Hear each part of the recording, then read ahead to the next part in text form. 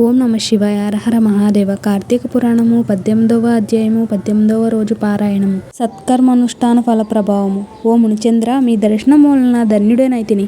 సంశయములు తీరునట్లు జ్ఞానోపదేశము చేసితిరి. నేటి నుండి మీ శిష్యుడనైతిని. తండ్రి, గురువు, అన్న, దైవము సమస్తము మీరే. నా పూర్వ పుణ్య ఫలితములనే కదా మీ బోటి పుణ్యపురుషుల సాంగత్యము తటస్థించెను. లేనిచో నేను మహాపాపినయి మహారణ్యములో ఒక మొద్దుబారిన చెట్టునయ్యుండగా తమ కృప వలనే నాకు మోక్షము కలిగినది కదా. మీ దర్శన భాగ్యము లేని ఎడల ఈ కీకారణ్యములో తరతరాలుగా చెట్టు రూపమున ఉండవలసినదే కదా. అట్టి నేనెక్కడ, మీ దర్శన భాగ్యం ఎక్కడ, నాకు సద్గతి ఎక్కడ, పుణ్యఫల ప్రదాయమగు ఈ కార్తీక మాసం ఎక్కడ, పాపాత్ముడనగు నేనెక్కడ, ఈ విష్ణాలయ ముందు ప్రవేశించుటెక్కడ. ఇవి అన్నియు దైవికమగు ఘటనలు తప్ప మరొకటి కాదు. కాన నన్ను తమ శిష్యునిగా పరిగ్రహించి సత్కర్మలను మానవుడు ఎట్లు అనుసరించవలెనో దాని ఫలమెట్టిదో విశదీకరింపుడనియు ప్రార్థించెను. ఓ ధనలోభ, నీవడిగిన ప్రశ్నలన్నీయు మంచివే. అవి అందరికీ ఉపయోగార్థమైనటివి కాన వివరించెదను. శ్రద్ధగా ఆలకింపుము. ప్రతి మనుషుడును ఈ శరీరమే సుస్థిరమని నమ్మి జ్ఞానశూన్యుడగుచున్నాడు. ఈ భేదము శరీరమునకే గాని ఆత్మకు లేదు. అట్టి ఆత్మజ్ఞానము కలుగుటకే సత్కర్మలు చేయవలెనని సకల శాస్త్రములు ఘోషించుచున్నవి. సత్కర్మనాచరించి వాటి ఫలము పరమేశ్వరార్పితమునరించిన జ్ఞానము కలుగును.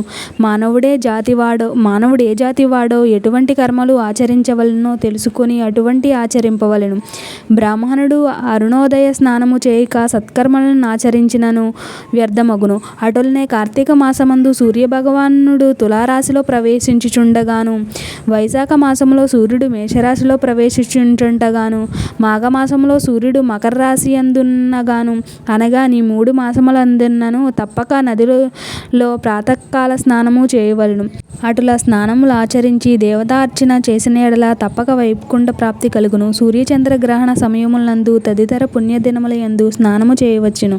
ప్రాతకాలమున స్నానము చేసిన మనుజుడు సంధ్యావందనం, సూర్య నమస్కారములు చేయవలెను. అట్లు ఆచరించని వాడు కర్మభ్రష్టుడగును.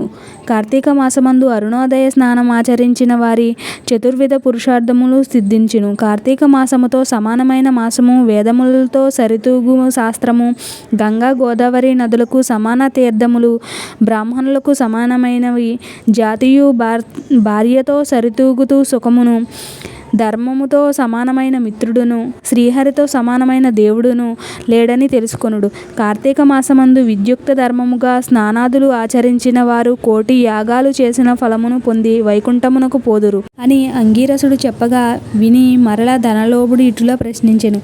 ఓ మునిశ్రేష్ఠ, చతుర్మాస్య వ్రతమని చెప్పితిరి. ఏ కారణం చేత దానిని ఆచరించవలెను? ఇది వరకెవరైనా ఈ వ్రతమును ఆచరించియున్నారా? ఈ వ్రతము యొక్క ఫలమేమి, విధానమెట్టిది? సవిస్తరంగా విశదీకరింపు అని కోరెను. అందులకు అంగీరసుడిట్లు చెప్పెను. ఓయి వినుము. చతుర్మాస్య వ్రతమనగా శ్రీ మహావిష్ణువునకు మహాలక్ష్మితో ఆషాఢశుద్ధ ఏకాదశి దినమున పాలసముద్రమున శేషుని పాన్పుపై శయనించి కార్తీక శుద్ధ ఏకాదశి నుండి నిద్ర నుంచి లేచెను. ఆ 4 మాసములకే చతుర్మాస్యమని పేరు. అనగా ఆషాఢ శుద్ధ ఏకాదశి, శయన ఏకాదశి అనియు, కార్తీక శుద్ధ ఏకాదశి, ఉత్థాన ఏకాదశి అనియు, ఈ వ్రతమునకు చతుర్మాస్య వ్రతమనియు పేర్లు. ఈ 4 మాసములలో శ్రీహరి ప్రీతి కొరకు స్నాన, దాన, జప, తపాది సత్కర్యాలను చేసినచో పూర్ణ ఫలము కలుగును. ఈ సంగతి శ్రీ మహావిష్ణువు వలన తెలుసుకుంటిని కాన ఆ సంగతులు నీకు తెలియచేయుచున్నాను. తొల్లి కృతయుగంబున వైకుంఠమందు గరుడ గంధర్వాది దేవతల చేత వేదముల చేత సేవింపబడుచున్న శ్రీమన్నారాయణుడు లక్ష్మీదేవి సమేతుడై సింహాసనమున కూర్చుండియుండగా ఆ సమయమున నారద మహర్షి వచ్చి పద్మనేత్రుండును, చతుర్భుజుండను, కోటి సూర్య ప్రకాశముండును ఆగు శ్రీమన్నారాయణుకు నమస్కరించి ముకుళిత హస్తాలతో నిలబడి ఉండెను. అంతా శ్రీహరి నారదుని గాంచి ఏమియూ తెలియని వాని వలె మందహాసముతో నిట్లనియే, నారదా, నీవు క్షేమమే కదా? త్రిలోక సంచారివై నీకు తెలియని విషయములు లేవు. మహామునుల సత్కర్మనుష్టములు ఎట్టి విఘ్నములు లేక సాగుచున్నవా? మానవులందరూ వారికి విధించబడిన ధర్మములను ఆచరించుచున్నారా? ప్రపంచముననే అరిష్టములు లేక యున్నవి కదా అని కుశల ప్రశ్నలు అడిగెను. అంతా నారదుడు శ్రీహరిని ఆదిలక్ష్మికి నమస్కరించి, ఓ దేవా, ఈ జగంబున నీ వెరుగని విషయములు లేనియే లేవు. అయినను నన్ను వచింపుమనుటచే విన్నవించుచుంటిని. ప్రపంచమున కొందరు మనుష్యులు మునులు కూడా తమకు విధించిన కర్మలను నిర్వర్తించుటలేదు. వారెట్లు విముక్తులగుదురో ఎరుగగలేకున్నాను.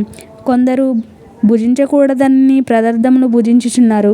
కొందరు పుణ్యవ్రతములు చేయుచు అవి పూర్తిగాక మునుపే మధ్యలో మానివేయుచున్నారు. కొందరు సదాచారులుగా, మరికొందరు అహంకార సహితులుగా, పరనిందా పరాయణులుగా జీవించుచున్నారు. అట్టి వారిని సత్కృపతో పుణ్యాత్ములను నర్చి రక్షింపుము అని ప్రార్థించెను. జగన్నాటక సూత్రధారుడైన శ్రీమన్నారాయణుడు కలవరపడి లక్ష్మీదేవితో గరుడ గంధర్వాది దేవతలతో వేల కొలది మహర్షులున్న భూలోకానికి వచ్చి ముసలి బ్రాహ్మణ రూపంతో ఒంటరిగా తిరుగుచుండెను.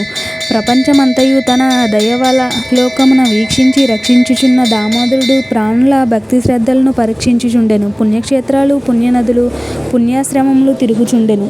ఆ విధముగా తిరుగుచున్న భగవంతుణ్ణి గాంచి కొందరు ముసలివాడి అని ఎగతాళి చేయుచుండిరి. కొందరు ఈ ముసలివానితో మనకేమి పని అని ఊరుకుండిరి. కొందరు గర్విష్ఠులైరి, మరికొందరు కామార్తులైరి. శ్రీహరిని కన్నెత్తినైనా చూడకుండిరి. వీరందరినీ భక్తవత్సలుడగు శ్రీహరి గాంచి వీరినెట్లు తరింపజేతునా అని ఆలోచించుచు ముసల బ్రాహ్మణ రూపమును విడిచి శంఖచక్ర గదా పద్మ కౌస్తుభ వనమాల్యదలంకరితుడై నిజరూపము ధరించి లక్ష్మీదేవి తోడను భక్తుల తోడను మునిజన ప్రీతికరమగు నైమిషారణ్యముకు వెడలెను.